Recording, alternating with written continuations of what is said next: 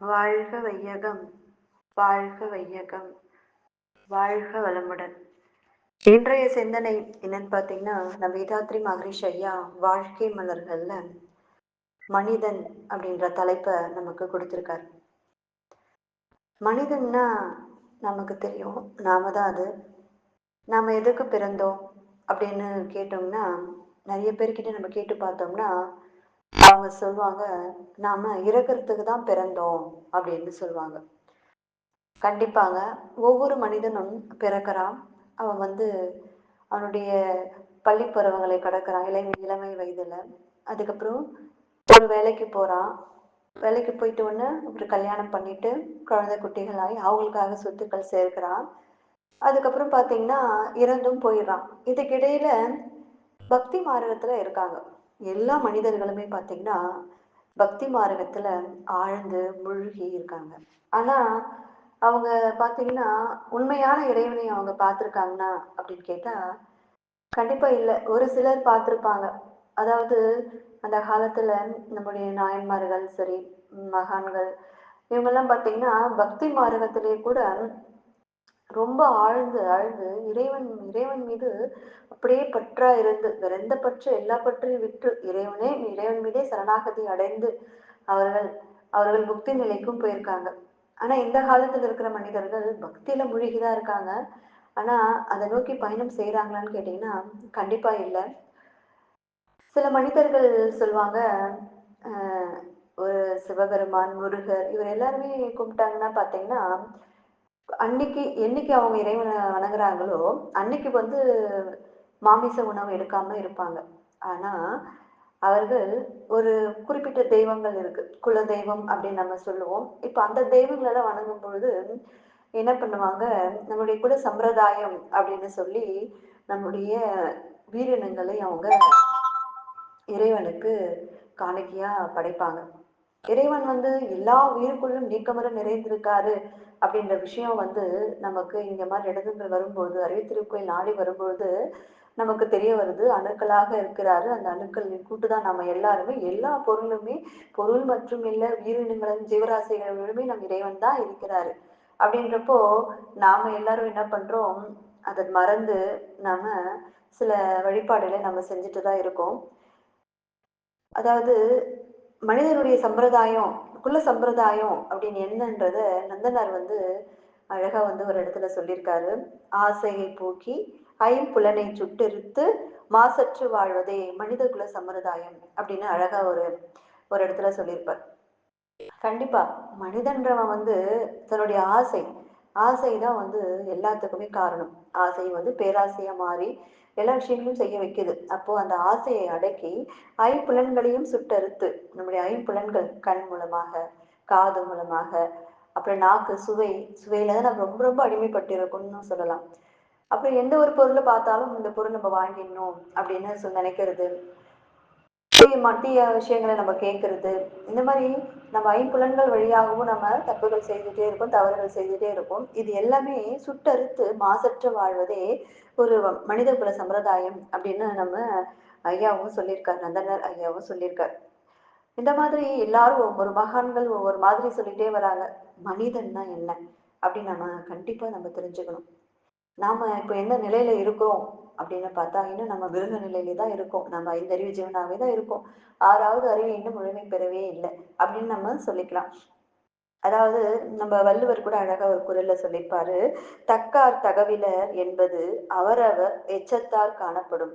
கண்டிப்பாங்க. தக்கார் தகவிலர், அதாவது அந்த எச்சம் அப்படின்றது பாத்தீங்கன்னா எச்சத்தார் காணப்படும், அவரவர் எச்சத்தார் காணப்படும் அப்படின்னு நம்ம திருவள்ளுவர் சொல்லியிருக்காரு. எச்சம் என்பது நம்மளுடைய விந்து கழிவு தான் அழகா திருவள்ளுவர் இந்த இடத்துல சொல்லியிருக்காரு. இப்போ நம்ம வாழும் காலத்திலேயே மனிதனாக வாழவே இல்லை. அதாவது நன்மையுடையவர்களாகவே இல்லை.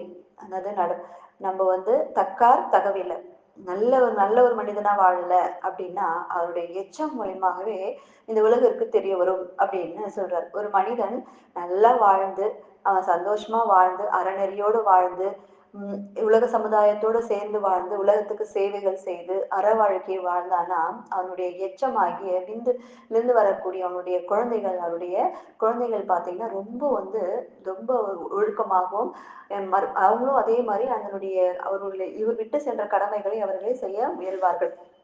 இப்படி வாழ்ந்தா இப்படி வாழறதுதான் வாழ்க்கை, மனிதனுடைய வாழ்க்கை அப்படின்னு நம்ம திருவள்ளுவர் கூட அழகா சொல்லியிருக்காரு. அதாவது எந்த ஒரு விருப்பு வெறுப்பு இல்லாம மனம் சமநிலையில் இருந்து எந்த ஒரு செயலும் மனம் சமநிலையில் இருந்து செய்வாங்க. அவங்க எல்லாம் நடுநிலை பெறாமல் செயல் புரிதல் என்றால் அவர் தெய்வ நிலை உணர்ந்தவராகவும் இருப்பார், அறநெறி பிழறாதவராகவும் இருப்பார். கண்டிப்பா தக்கார் தகவலர் அப்படின்னு சொல்லிட்டு அழகா இந்த மாதிரி நம்ம வள்ளுவர் சொல்லியிருக்கார். அப்போ நாம எப்படி இருக்கோம், இந்த மனிதன் எப்படி இருக்கானோ அதுக்கு ஏற்ற மாதிரிதான் அவனுடைய குழந்தைகள் வந்து இருப்பாங்க அப்படின்னு சொல்லிட்டு அழகா எடுத்து சொல்லிட்டு இருக்காரு. இவர் எப்படி இந்த செயல் சிறப்பு உடையவர்களா இருக்காரோ அந்த சமுதாயத்துல, அதே மாதிரிதான் அவனுடைய வித்துகளாக குழந்தைகளும் இருப்பாங்க. நம்மளுடைய வினை பதிவுகள் காரணமா தான் அவங்க பிறக்கிறாங்க. அப்போ நாம வந்து நல்ல வினைகள் செய்துட்டு போயிருந்தோம்னா அப்ப அவங்களுடைய கருமையத்துல போய் என்ன பதிவாகும்னா அதே நல்ல வினைகள் தான் பதிவாகும், தீய வினைகள் பதிவாகிறதுக்கு இடமே கிடையாது. அப்போ அவங்க என்ன பண்ணுவாங்க, நல்லதையே செய்ய ஆரம்பிப்பாங்க அப்படின்னு அழகா திருவள்ளுவரும் சொல்லியிருக்காரு.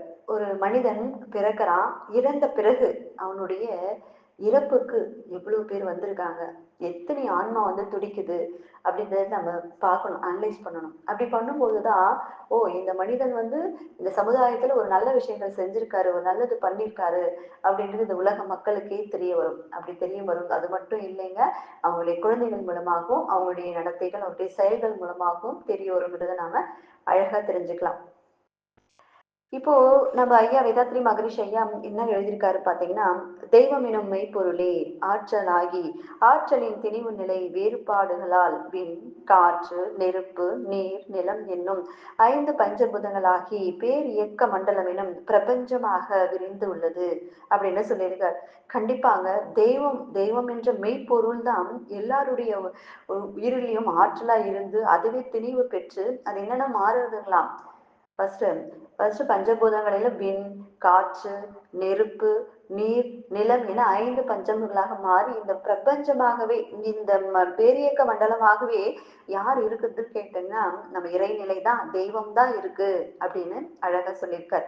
இவ்வைந்தும் பொருத்தமான அளவில் இணைந்து ஒரு சிற்றுருவம் தாங்கி அவற்றின் ஒழுக்கமான சுழலோற்றம் ஒன்றோடு ஒன்று ஒத்து அமைந்து உணர்ச்சி நிலை பெறும்பொழுது உயிர் ஆகிறது. கண்டிப்பாங்க, இந்த இந்த அணுக்கள் எல்லாமே ஒன்றோடு ஒன்று சேர்ந்து தாங்கி அது இறுக்கமாக, அதாவது இறைவெளியே தன்னிருக்க சூழ்ந்தழுத்தும் ஆற்றல் சூழ்ந்தழுத்தும் ஆற்றல் அதன் திணிவு மடிப்பு விழ சுழலும் நுண்விண்ணாம் அப்படின்னு சொல்லிட்டு அழகா அவர் இறைநிலை தவம், அதாவது பிரம்ம ஞான பாடல் அப்படின்னு சொல்லிட்டு அழகா அதுல வந்து இதை பாடியிருப்பார். அப்போ இந்த இறைவெளிதான் இந்த வெளிதான், இந்த விண்ணும் இந்த வெளியும் ரெண்டுமே சேர்ந்து சூழ்ந்தெழுத்தும் ஆற்றல் காரணமாக தான் நம்ம வந்து நம்மளுக்குள்ள இருக்கிற அனைத்து விஷயங்களுமே உருவாகுது. இந்த மின் காற்று நெருப்பு நீர் நில 5 பஞ்சபூதங்களும் உருவாகுது. உருவாகி அவர் கடைசியா என்ன நிலைக்கு வருது, உயிரா மாறுது அப்படின்னு தான் அழகா வந்து சொல்லியிருப்பார். அவ்வுயிரே தோல் நாக்கு மூக்கு கண் காது இவை மூலம் தொடர்பு கொள்ளும் பொருட்களுக்கு ஏற்ப, அதாவது நாக்கு நம்ம தோல் தோல் வந்து தொடு உணர்வு இல்லையா, அதுக்கேற்ப ஓரறிவு ஜீவன் அதாவது அதுக்கு தொடு உணர்வு இருக்கும், அந்த ஊறுகின்ற அந்த உணர்வு மட்டும் இருக்கும். அதே மாதிரி ரெண்டாவது அறிவு பார்த்தீங்கன்னா நாக்கு, நாக்குக்கு பார்த்தீங்கன்னா அந்த தொடு உணர்வு இருக்கும் சுவை உணர்வும் இருக்கும். அதே மாதிரி மூக்கு மூக்கு சுவாசிக்கிற வந்து மூவறிவு ஜீவன், அதுக்கு தொடு உணர்வு இருக்கும் சுவை உணர்வு இருக்கும் மனம் இருக்கும் அப்படின்னு சொல்றாரு. கண்ணுக்கு வந்து கண் இருக்கிற ஜீவன்கள் தான் நான்காவது நாலு அறிவு உள்ள ஜீவன்கள். அதுக்கு வந்து தொடு உணர்வு இருக்கும் சுவை உணர்வு இருக்கும் மனம் உணர்வு இருக்கும் ஒளி உணர்வு இருக்கும் அப்படின்னு சொல்றாங்க. காது ஐந்தறிவு ஜீவனுடையவர்களுக்கு தான் வந்து காது, அதுல வந்து அதாவது மொத்தமே இது எல்லாமே இருக்கும். தொடு உணர்வு சுவை உணர்வு மன உணர்வு மற்றும் ஒளி என்னும் உணர்வு மொத்தம் பஞ்ச தன்மாத்திரைகளாக தனது விரிவான பேரியக்க மண்டல அமைப்பை உணர்ந்து ரசித்து இன்புற்று தன் முழுமை நோக்கி விரைகிறது அப்படின்னு சொல்றாருங்க. கண்டிப்பா ஒவ்வொரு ஜீவனும் ஒவ்வொரு அறிவுல இருந்து 5 அறிவு ஜீவன் வரை இது எல்லாமே அனுபவிச்சு வருகிறது அப்படின்னு சொல்றாரு. நம்ம 6வது அறிவு கொண்ட நம்ம மனிதனும் அதையும் நம்ம முழுமையா நோக்கி நம்ம விரைந்து செல்றோம் அப்படின்னு சொல்றாரு. இந்த பயணத்தை தடைப்படும் நிகழ்ச்சிகளுக்கெல்லாம் துன்பமாகவும் தடைப்பற்ற பயணத்தை இன்பமாகவும் உணர்ந்து துன்ப இன்ப நிலை காண ஓங்கிய சிறப்பில் வாழ்வின் உண்மை அறிவும் பேரறிவாகிய ஆறாம் நிலை அறிவையும் பெற்றுள்ளது. கண்டிப்பாங்க. இப்ப 5 அறிவு இது எல்லாமே இருந்து இந்த 5 உணர்வுகளும் கூட கூட சேர்ந்து என்ன வருதுங்களாம்? இன்ப துன்பம் மனம்ன்ற ஒரு நிலை வரும்பொழுதுதான் நமக்கு என்ன கிடைக்குது பாத்தீங்கன்னா, துன்பம் வருது. நம்ம எந்த ஒரு நிகழ்ச்சி செய்யணும்னு நினைக்கிறோம். அதை செய்ய முடியல. எதிர்பார்ப்பு வைக்கிறோம். அப்ப அந்த இடத்துல என்ன வருது? செய்ய முடியாத நிலைகள் வரும்போது, அந்த இடத்துல துன்பம்ன்று வருது. இது வேலை செய்ய முடியாது தடைப்படும்போது அந்த இடத்துல துன்பம் வருது. தடை இல்லாம இருக்கும்போது தடையற்ற பயணமா நம்ம போயிட்டே இருக்கோம். நம்ம செய்யற செயல்கள் அனைத்தும் நடந்து கொண்டே இருக்கிறது. அப்படின்னா அந்த இடத்துல வந்து இன்பம் மட்டுமே இருக்கு. இப்படின்னு சொல்றாரு. இந்த மாதிரி மாறி மாறி வரும் இன்பத்துணை இன்ப துன்ப நிலை நம்ம உணர்ந்து வாழற பிறவிதான் இந்த மனித பிறவி அப்படின்னு அழகா வேதாத்ரி மகரிஷி ஐயா சொல்லியிருக்காரு. அதாவது உம் மனம், உயிர், மெய்ப்பொருள் என 3 மறைநிலைகளையும் உணர்ந்து நிறைவும் முழுமையும் பெற்ற அமைதி பெற ஒரு திருவுருவமே மனிதன் அப்படின்னு அழகா ஐயா சொல்லியிருக்காரு. மனம், உயிர், மெய்ப்பொருள் இது 3மே நமக்குள்ளேதான் இருக்கு. அதை நம்ம உணர்ந்து முழுமை பெறணும் அப்படின்னு நம்ம வேதாத்ரி மகரிஷி ஐயா அழகா சொல்லியிருக்காரு. இதுக்கு வந்து இந்த மனிதன் வந்து அறிவின் முழுமை பெறு அடையணும் அப்படின்னு சொல்லிட்டு ஒரு அழகா ஒரு கவியும் சொல்லியிருக்காரு. அதாவது தெய்வ நிலை அறிந்தோர்கள் கோடி என்றால் தெளிவாக அறிந்தோர் ஒருவராகும். கண்டிப்பா தெய்வ நிலை இந்த பக்தி மார்க்கத்துல பாத்தீங்கன்னா நிறைய பேர் வந்து இந்த தெய்வ நிலையை அறிந்திருக்காங்க. தெய்வம்னா இதுதான் இங்கதான் இருக்கு, சரி அது ஓகே அப்படின்னு சொல்லிட்டு அதை நோக்கி ஓடிக்கிட்டே இருக்காங்க. இப்ப பாத்தீங்கன்னா எல்லாருமே வந்து ஒரு ஏதாவது ஒரு மார்கழி மாதம் வந்த நம்ம ஐயப்பர் கோயிலுக்கு போறது, அந்த மாதம் மட்டும் சுத்தமாகவும் தூய்மையாகவும் இருப்பது, அடுத்த மாதங்கள்ல மறுபடியும் அவங்க நான்வெஜ் எடுத்துக்கிறது குடிக்கிறது இந்த விஷயங்கள் எல்லாம் வந்து ஒரு ஒரு மாதம் வந்து நம்ம சாமியா இருந்து கடைபிடிக்கிற விஷயங்களை நம்ம வருடம் முழுவதும் நம்ம கடைபிடிச்சா நம்மளுடைய ஆன்மா எவ்வளவு தூய்மையாகவும் சந்தோஷமாகவும் வாழும்ன்றதை நாம சிந்திக்கணும். இந்த மாதிரிதான் இப்போ இப்போ நாமளே பாத்தீங்கன்னா சாமி கும்பிடுறோம் வீட்டுல பக்தி மார்க்கத்துல அமாவாசை எடுத்துக்கோங்க. நம்ம குல தெய்வத்துக்கு கும்பிடுறோம். அன்னைக்கு நம்ம என்ன செய்யறோம்? அமாவாசைன்றது வந்து என்ன சொல்லுங்க? நம்முடைய முன்னோர்களுக்கு நம்ம செய்கின்ற ஒரு ஒரு வந்து படையல். அந்த படையல் பாத்தீங்கன்னா அன்னைக்கு அமாவாசை அன்னைக்கு சாதாரண ஒரு அமாவாசை வந்தா கூட அன்னைக்கு யாருமே நான்வெஜ் எடுத்துக்க மாட்டாங்க. எந்த உயிர்களையும் கொல்ல மாட்டாங்க. அன்னைக்கு அந்த பாத்திரம் கூட பாத்தீங்கன்னா ஒரு புது பாத்திரங்களை எடுத்துதான் அவங்க செய்வாங்க. ஆனா ஆனா இந்த காலத்துல அந்த ஒரு நாள் மட்டுமே அதை கடைபிடிக்கிறோம். அதே குலதெய்வத்துக்கு நாம படைக்கும் பொழுது நம்மளுடைய சில உயிர்களை நாம வெட்டி அதையே நாம புசிக்கிறோம். இதெல்லாம் வந்து தேவையில்லாத விஷயங்கள். இதை நாம சிந்தனை செய்யணும். இது வரைக்கும் நாம செஞ்சுட்டு தான் இருந்தோம். நம்ம முன்னோர்கள் செய்தாங்க, நம்ம அப்பா அம்மா செய்தாங்க, நம்ம தாத்தாங்க செய்தாங்க. அப்போ நாமும் அதை கடைபிடிச்சு வந்துட்டே தான் இருக்கோம். அறிவில அன்னைக்கு முழுமை பேர் அடையல. இன்னைக்கு சில விஷயங்கள் நமக்கு தெரிய வருது. தெரிய வரும்போது நாம சிந்தனை செய்யணும். நம்ம பழக்கப்பதிவு காரணமாக தான் இந்த வேலைகள் நம்ம செஞ்சுட்டே இருக்கோம். ஆனா அந்த பழக்கத்திலிருந்து விலக்கத்துக்கு நாம வரணும் அப்படின்றத நான் இங்க பதிவு பண்றேன். அதுதான் ஐயா சொல்றாங்க. தெய்வ நிலை அறிந்தோர்கள் கோடி என்றால் தெளிவாக அறிந்தோர் ஒருவராகும். கண்டிப்பாங்க தெய்வ நிலை அறிந்தவர்கள் கோடி பேர் இருக்காங்க. இந்த மாதிரிதான் எவ்வளவு கோடி கோடி ஒவ்வொரு கோயில் முன்னாடியும் எவ்வளவு பேர் கூடுறாங்க அப்படின்னு பாத்துக்கோங்க. எல்லா கோயிலுமே மக்கள் கிட்ட பக்தி மார்க்கம் வந்து பக்தி என்பது நிறைந்து வழிந்து கொண்டிருக்கிறது. ஆனா அதுல தெய்வத்தை அடையக்கூடிய உண்மையான நிலை யாருக்கு இருக்குன்னு அதுல ஒரு சிலருக்கு தான் இருக்கு அப்படின்னு நம்ம வேதாத்திரி மகரிஷையா சொல்றாரு. தெய்வ நிலைதனை வெளி பிரம்மம் என்றும் தேர்ந்த சில சொற்களால் விளக்கலாகும். ஆமா தெய்வ நிலைதான் இந்த பிரம்மம். பிரம்மம்னா இந்த பரம்பொருள், இந்த ஆதி அனாதி பூரணம் சிவம், இதுதான் வந்து பிரம்மம், இதுதான் தெய்வ நிலை அப்படின்ற உணர்ந்து சில சொற்களால விளக்கலாம். தெய்வமே உயிராகி அறிவாகி ஆற்றும் திருவிளையாடல் தன்னை உணர்ந்து கொண்டு தேவர்களுக்கெல்லாம் மற்றொரு உயிரை பற்றி திருத்தமுடன் உரைப்போர் யார் வாரியில் சொல்வேன். கண்டிப்பா ஐயா சொல்றாரு பாருங்க. தெய்வமே தான் எல்லா நிலையிலும் இருக்குது, உயிரா இருக்குது, அறிவா இருக்குது. அது ஆற்றும் திருவிளையாடல் தான் நாம இந்த நிலைமையில இருக்கோம் அப்படின்றத நம்ம செய்த வினைப்பதிவுகள் காரணமாக தான் நமக்கு இன்பம் வருது துன்பம் வருது. இதெல்லாம் சொல்லி கொடுக்குறவங்க யாரு? யார் உரைப்பார் வாரியில் நான் சொல்ற வாங்க நீங்க கேட்டுக்குங்க அப்படின்னு சொல்லிட்டு நம்ம வேதாத்ரி மகரிஷ் ஐயா அழகா சொல்லிக்கொண்டே போயிருக்க. இப்போ ஒரு கடைசி ஒரு பாடலோட நம்ம இந்த சிந்தனையை நிறைவு செய்யலாம்னு நினைக்கிறேன். அதாவது ஒரு மனிதன் அப்படின்ற டாபிக் எடுக்கும்போது அந்த ஒரு பாடல் வந்தது. அதாவது மனிதன் என்பவன் தெய்வமாகலாம், மனிதன் என்பவன் தெய்வமாகலாம், வாரி வாரி வழங்கும் போது வள்ளலாகலாம், வாழை போல தன்னை தந்து தியாகியாகலாம். உருகி ஓடும் மெழுகு போல ஒளியை வீசலாம். மனிதன் என்பவன் தெய்வமாகலாம். ஊருக்கென்று வாழ்ந்த நெஞ்சும் சிலைகளாகலாம். உறவுக்கென்று விரிந்த உள்ளம் மலர்களாகலாம். யாருக்கென்று அழுத போதும் தலைவனாகலாம். மனம் மனம் அது கோவிலாகலாம். மனிதன் என்பவன் தெய்வமாகலாம். மனம் இருந்தால் பறவை கூட்டில் மான்கள் வாழலாம். வழி இருந்தால் கடுகுக்குள்ளே மலையை காணலாம். துணிந்து விட்டால் எந்த சுமையும் தலையில் தாங்கலாம். குணம் குணம் அது கோவிலாகலாம். மனிதன் என்பவன் தெய்வமாகலாம். மனிதன் என்பவன் தெய்வமாகலாம்.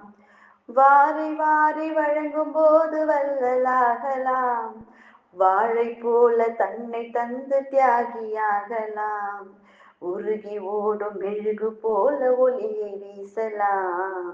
மனிதன் என்பவன் தெய்வமாகலாம். தெய்வமாகலாம். வாழ்க வளமுடன். பாத்தீங்களா? மனிதன் என்பவன் தெய்வம் ஆகலாம் அப்படின்னு அழகா இந்த பாடல்ல கூட சொல்லியிருக்காங்க. கண்டிப்பா நம்ம வாழை போல நம்மளுடைய விதாத்தை மகரிஷி எல்லாம் பாத்தீங்கன்னா வாழை மரம் எப்படி இருக்கும் தெரியுங்களா? அதனுடைய குணாதிசயங்கள் தெரியுமா? அது வந்து அது இந்த பூமியை விட்டு போனாலும் அது என்ன பண்ணும்? அதனுடைய கன்றுகளை விட்டு சென்று கொண்டே இருக்கும். அந்த கன்று அடுத்த கன்று விட்டு சென்று கொண்டே இருக்கும்.